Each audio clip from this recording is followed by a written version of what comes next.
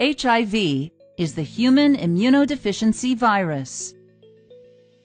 If you have HIV, you have an infection that damages your immune system over time and causes AIDS. AIDS stands for Acquired Immunodeficiency Syndrome. It is the final stage of an HIV infection when your immune system is damaged and too weak to fight off ordinary infections.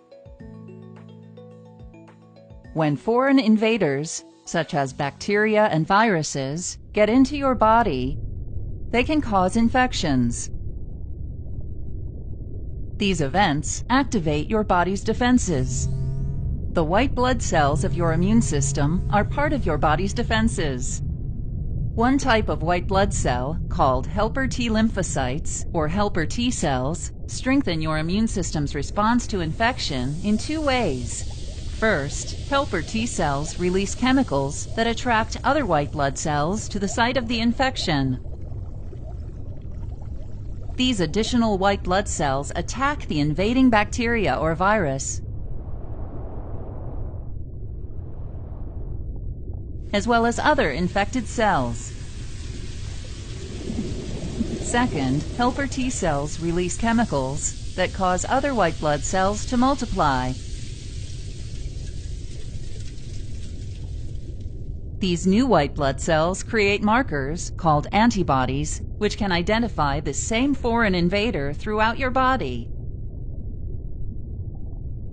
Antibodies attach to the bacteria or virus, marking them as targets for your immune system to destroy them.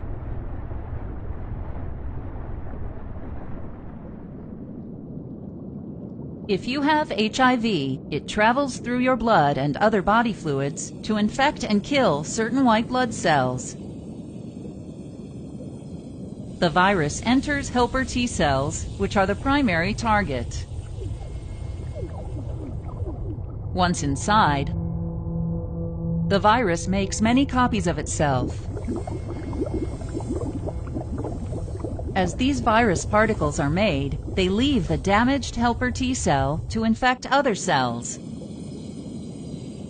The T cell loses its ability to protect the body from the ongoing infection and dies.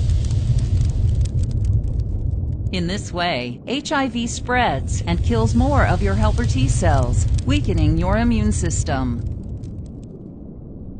As a result, other types of infections are able to take advantage of your body's inability to defend itself. These infections are called opportunistic infections. If you have an HIV infection and one or more opportunistic infections, you have AIDS.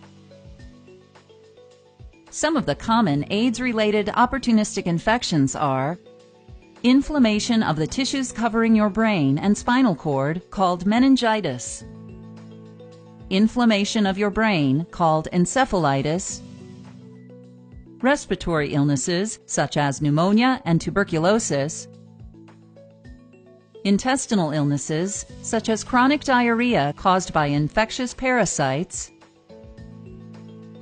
and cancers, such as Kaposi's sarcoma and non-Hodgkin lymphoma.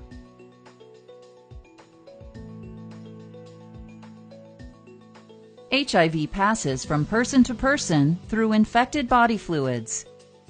HIV can enter your body during unprotected sex, while sharing drug injection needles, during your own childbirth, while breastfeeding from your mother, or from contaminated blood or blood products.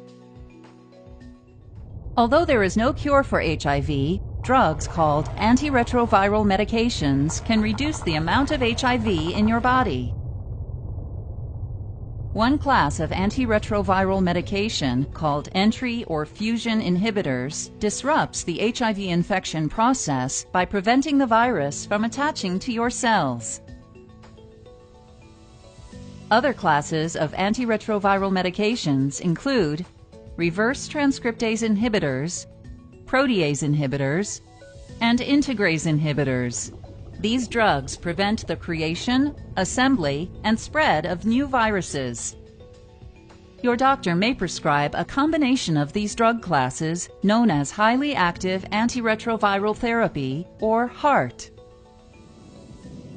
Antiretroviral medication doesn't completely remove HIV from your body, but slows it down enough to enable your immune system to fight infections. Regular blood tests will let your doctor know how effective your antiretroviral medication is in controlling HIV. If the number of helper T cells is high enough in your blood sample, your medication is working. Treatments for the opportunistic infections of AIDS are medications specific for each type of infection. For example, your doctor may prescribe antibiotics if you have pneumonia or tuberculosis. To avoid getting or spreading an HIV infection, know your HIV status and your partner's status by getting tested regularly. The most effective way to prevent HIV infection is to avoid vaginal and anal sex. When engaging in sexual activity, you will be less likely to contract HIV if you only have sex with one uninfected partner or use latex condoms for protection. Avoid using injectable illegal drugs or sharing drug needles because the needles may have the virus on them. Avoid intoxication from drugs or alcohol because you will be more likely to engage in unsafe sexual behavior.